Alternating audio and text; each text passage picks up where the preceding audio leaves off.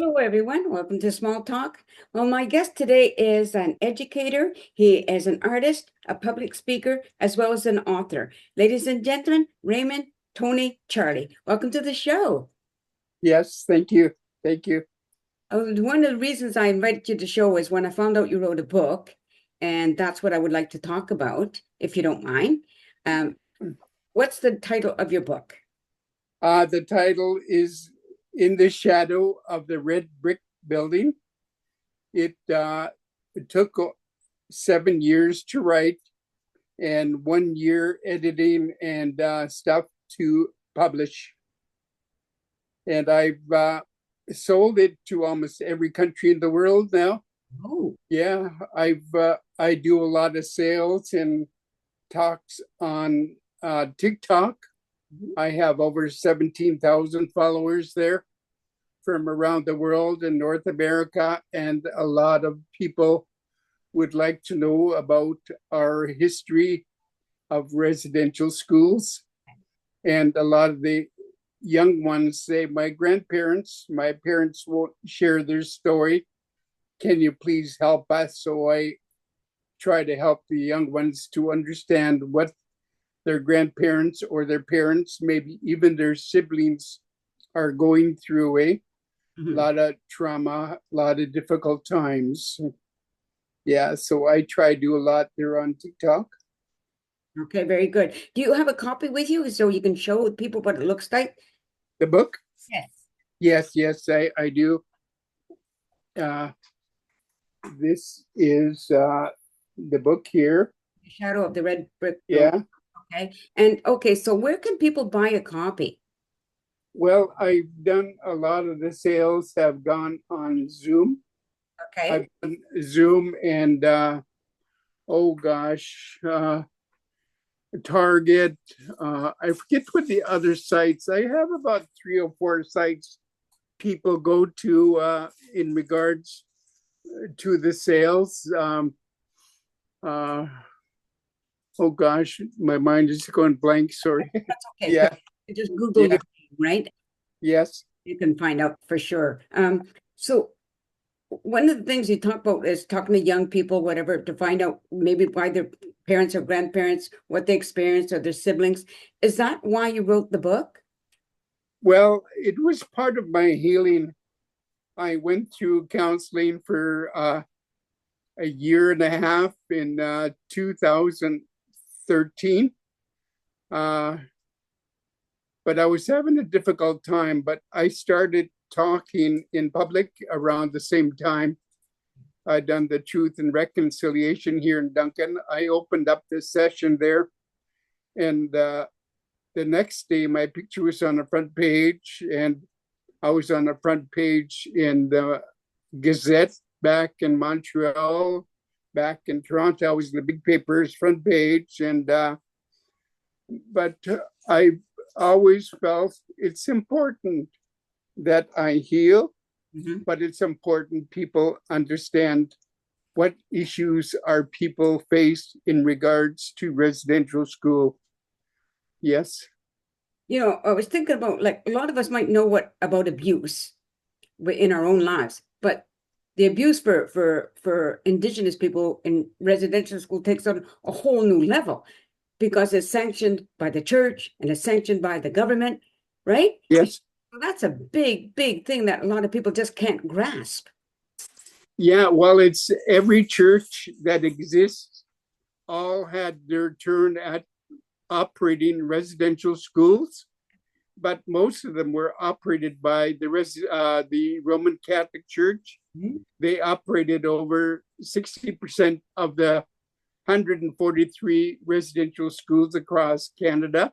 Right. Yes, but some were Anglican, and I'm not sure what the other churches are, but they've all had their names in to operate the residential schools. And they all pretty well had the same effect on our people. A lot of physical abuse, a lot of mental abuse, a lot of sex abuse, a lot of, I guess, separation from families, eh? Usually the RCMP in the early days went to the reserves with the ministers or the priests, and they removed children. Canada made a regulation that the children must go to school, but it was basically John A. Macdonald, for the prime minister at the time. He would say, "We will take the Indian out of the Indian." Right. And they wouldn't allow us to speak our language. They wouldn't allow us to speak our or share our culture. They wouldn't allow the families to gather together in the residential school. I never saw my siblings all year. I had, I guess it was 3 brothers and 2 sisters that were there, but I never ever saw them. Oh, wow. Yeah, You know, but I've heard a yeah, few stories about residential school, but nobody's ever talked about, not seeing their siblings, in the same yes. school. Wow. So in the writing of your book and in your speaking, um, what kind of feedback, what kind of reception do you get? Let's just say from the non-Indigenous community, first of all. Well, I'm very honest. No matter what, I will tell them this is my truth. Yeah. This is what occurred, and so I think that's probably the easiest way to approach people is by sharing your experiences with them. They can't deny it, and they can't, question me about it because it's what I experienced. I had like dental work without freezing, and then in the Cooper Island, I also had the sex abuse, probably from September to December, by a Catholic brother, one of the brothers who was supervising all the boys in my area. And it went on for a long time. He would come to my room in the dark in the evenings when everybody else was sleeping. He'd come. Right. And it stopped after I said one day, yeah, I was sleeping at the bottom bunk, and I said, well, I think I'll move to the top of the bunk bed. And it stopped after that. That was in December, Right. probably mid-December. So it finally stopped there. But it was kind of hard because even the second one I went to was in St. Mary's up at Mission City, Right. up the Fraser Valley. I was there a little bit late for study one night. I was watching Montreal play Chicago hockey in the evening after supper. Right. With all the other boys. There's probably about 50, 70 of us boys in that area. And we're all in the living room. It was really dark. And my chair was right in front underneath the small TV. They're only about 20 inches. I was watching the game there. Right. And I just heard a voice behind me. He says, "What are you doing here?" And I turned toward right, just to look at him. And he punched me really hard, eh? Right. He knocked me off my little chair, and I went to the floor. And I was on my knees and my hands looking. It was dark, just the TV, the light from the TV. Then he slapped me across the face in my head. When my head turned around, I was kind of dizzy and groggy, Right. but I noticed all the chairs were empty there in that room. I didn't know I was the only one. All the boys went to study, and they didn't tell me it was study time. Right. Yeah, so I wasn't there, and I was just watching hockey, and I was engrossed in the game, and it really was punishment, I guess. He was saying, "What are you doing here?" So anyway, I stood up finally, and he pushed me, and I hit the wall. You stopped the wall there. He said, "Get to my office." And I walked over to his office, and he went to his desk and he pulled out a strap. It was about 18 inches, maybe, long, and so thick. And he said, put out your arms. You're getting 10 straps each arm. So I put up my arms, and finally, after he began strapping me, I had 3 in each one. My arms started to get really hot from the strapping. And so he finally finished, and he said, well, you get to study now. And I walked out to my little cubicle where I had my books stored, and I tried to grab them. My fingers and my arms were frozen. I couldn't use them for 6 hours. They were just like frozen solid. They couldn't move. My fingers couldn't move, my arms.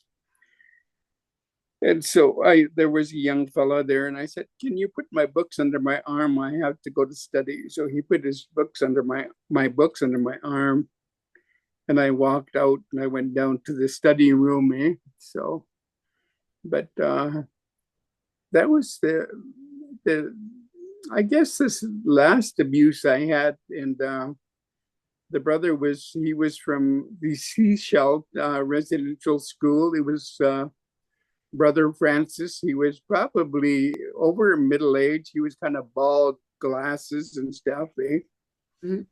But anyway, I couldn't believe I got strapped just for being late. I didn't do anything wrong. I didn't steal or anything. Right, you're a child. Yes. How old were you when you first went to the residential school? Well, I was probably about 12 over at Cooper Island, 12 years old. They call as day student.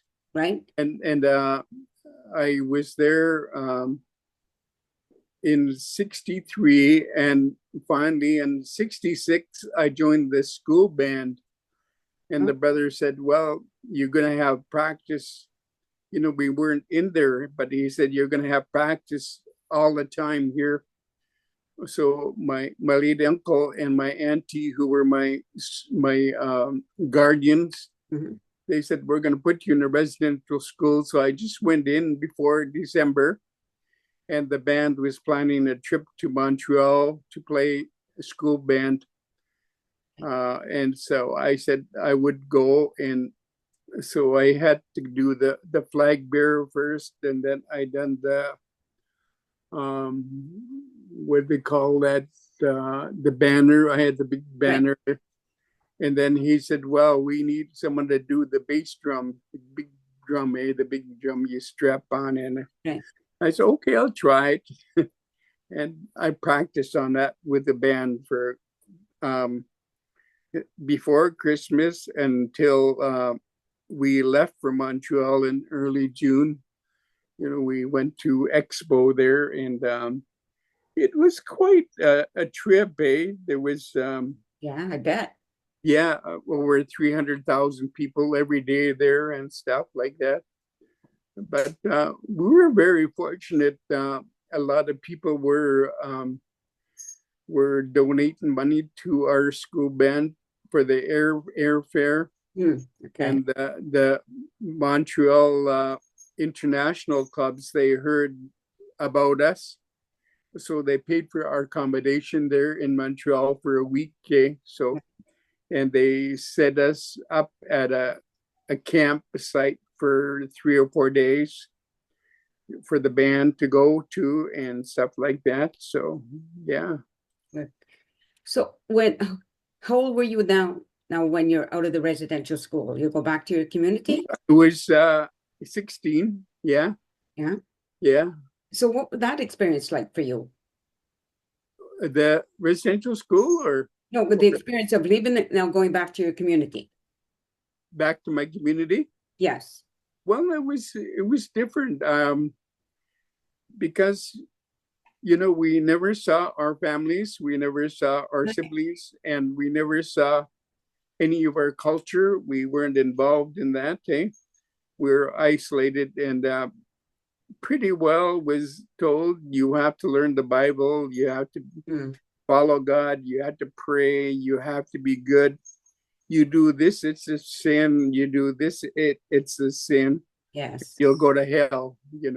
lot of those talk like that. But my aunt and uncle were very old at the time. They were probably in their 60s already when they were taking care of us, and they were kind, beautiful people.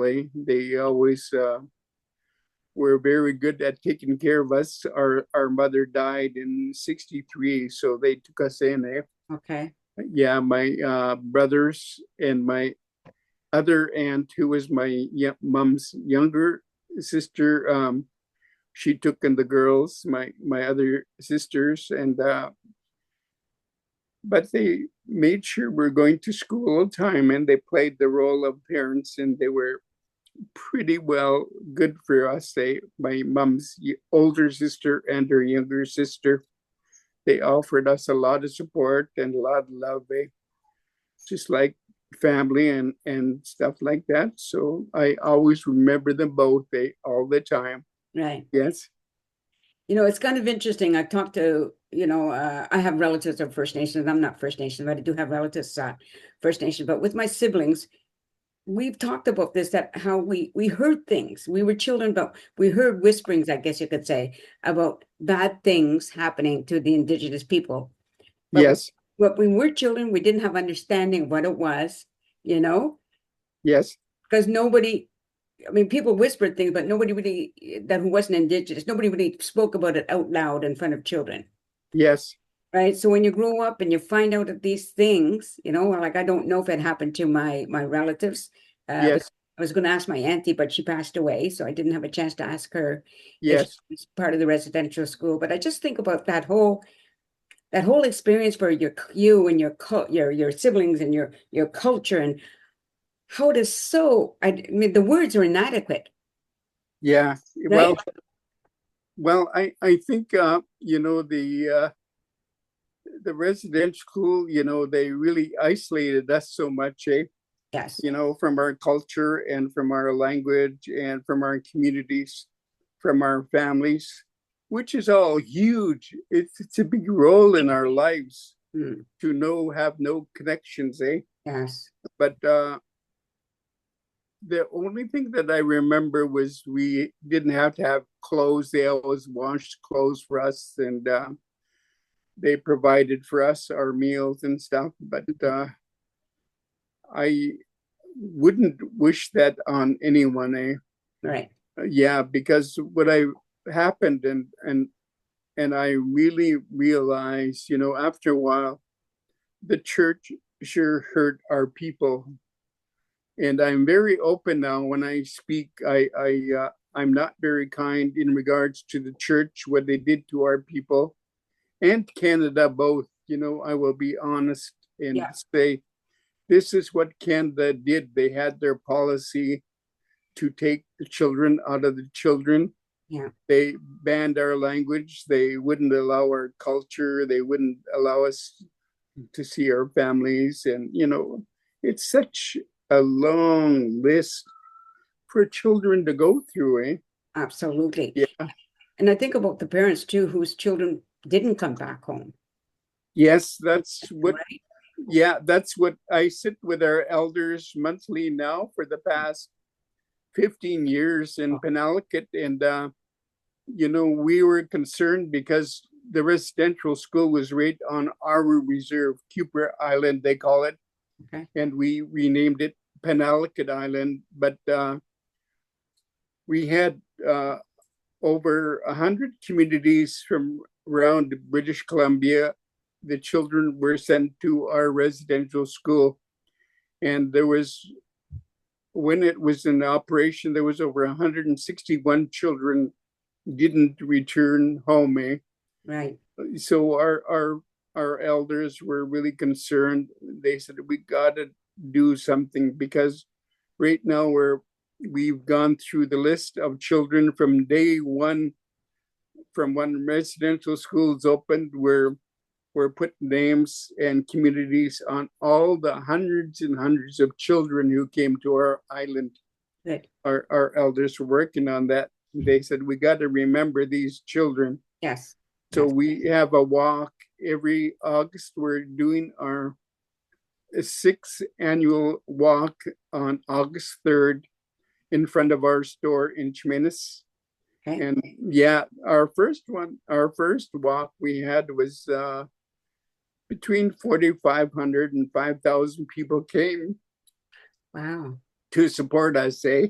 Wow. Nice. Yeah, the numbers have gone down over the years, and I think we're up to about 600 or 700, but other year before is like 15 or 1,600 or whatever. But we're trying to bring the numbers back up, and we try to find a way to make it worthwhile for people so they will learn. And this year, we done a podcast. Our elders, our late chief, former chief Jill Harris, myself, my brother James, and there was a fourth one. We done a podcast across Canada with Duncan McHugh, and that was 8 parts. But I asked him if he could come speak to the people this year, and he said, well, I'm sorry, I'm very busy, but I can do a write-up, maybe if you can read it, or I could do Zoom if you got a screen there. And I said, I'm sorry, we're not set up for that. Right. It's at a park there, a small park, but it's got a grandstand and everything. We will be up on stage when we talk to the public there after the walk. Okay, so yeah, that's good. Yeah. I've been to a healing ceremony. I'm sorry. I've been to a healing ceremony. Yes. I was invited by, I think we have a mutual, Gerald Charlie. Yeah. Yeah, he invited me to a healing ceremony. And Yes. Even though I'm not part of, wasn't part of all of that residential school, it still did something to me. I told Gerald, it just changed my brain so much, it was such a powerful thing to have a healing ceremony. Yes. My culture, if you want to call it that, we don't have anything like that. Yes. Never seen anything like that ever before. And it was just so wonderful to be invited and be allowed to be there, Yes. Yes. Very, very privileged to be there. Yeah, I just came from a meeting. I met a friend that I have on Facebook, and she owned a restaurant up on the Malahat, and she owned a hotel there. She owned it, but she's going to retire. But she's been after me for over a year. She said, I want to buy some of your books. And I said, okay. I got a Zoom session at 3. And so I met her, and I spent half an hour with her talking about a lot of things that I do. And she said, I really want to thank you. She said, it's amazing, the truth and reconciliation that you did here in Duncan changed my life. Yeah. And I was looking at it, changed her life. But she opened her eyes at what happened to our people. Yeah. Sharing my story really impacted her. And it was very hard to talk about, but it was really hard facts for the public to learn. Yes. What our children went through. Yeah. It's important for us to hear it. Yes. But and that's why I'm so pleased that you accepted my invitation to be on my show. Yeah. Yeah. Yes. It's not just for Indigenous people. Yes. Yes. And I think one of the things I think about is like, if I see an abuse and I do nothing, then I'm part of the problem, not the part of the solution. So we should be part of the solution. Yes. Whatever that means for anybody, like I found out a friend of mine who he said he didn't know that he could get a free second cup of coffee in a restaurant until he went in with somebody who wasn't Indigenous. And it's like, wow, something as simple as that, right? Yeah. That we don't even think about because we're not in that kind of situation. Yeah, when we're on the big ferry, we couldn't go up above the car deck. We had to stay down on the car deck in the dark. Right. We weren't allowed in the passenger lounge upstairs. yeah, in the 50s and 60s. So it's not too long ago, eh? That's not long Yeah, ago, no. no. And the theaters, they wouldn't allow our people in the regular parts. They had to sit up in the top Right. balcony, away from the public. And Mhm. we couldn't eat in restaurants. The only restaurant that was available was Chinese. So a lot of our people eat a lot of Chinese food all the time. And, Oh, so we're very close to the Chinese people. Yeah. okay. Yeah. That's because I was wondering why there's a lot of rice eating, and and I thought, why do so many indigenous people eat a lot of rice? Yeah. Well, You know? yeah, because I don't know. I do a lot of cooking, but I do rice too, and I don't know why it is that way, but I can cook almost anything in the world now. I've been cooking since I was 5, 6 years old. Mm. From the berry camp, say when we went down south, I was the cook in the family. My had to make porridge for my siblings and toast in the morning. But actually, I got older. I was doing fried bread and soups and a lot of things later on. So I've been cooking well over 60, 70 years now, eh? And that's a long time. Yes, Yeah. very good. Very good. Well, I Yeah. think we're almost out of time. So I'm going to end it there. But I just again want to just say thank you very, very much for doing this with me. Once I get this up on YouTube, I'll send you the link. Yes. And now I'm going to share it on my Facebook page and on, X and on LinkedIn, all of those Yeah. situations, right? And hopefully one day we can meet in person. Yes. Someday, certainly. That Yes. would Thank be you. really nice. Thank you. Yes. And I just want to add one thing that I was told by an elder that I don't know if this sounds egotistical, and I don't mean it to sound that way, but that I was given a partial role to be a link between Indigenous and non-Indigenous people. Yeah. And I take that very serious, So that's why I think I'm privileged when somebody like yourself was willing to talk to me. Yes. Yes. Well, not too many people will do it. Not too many people will talk in public about what they've been through, eh? Yes, But I do, and I will make myself open all the time to help people understand. that's Yes. wonderful. Yeah, thank you. Yeah. Again, thank you very much. And to the audience, you've been listening to Raymond, Tony, Charlie, and Yeah. hope you look for his book. You want to show it one more time? Show you Okay. one more time for everybody? Just Yeah. remind them Yeah. what it is. And that's Yeah. the back of his book. And there it is in the shadow of the red brick building Building. Yes. of being in a residential school. Thank Yeah. you, Raymond. Thank you so much. And to the audience, thank you very much for watching the show. I hope you continue to do so. Take care, everybody, and peace out. Okay. Thank you, Nancy. Thank All right. you. All right. Bye. Bye bye. Bye.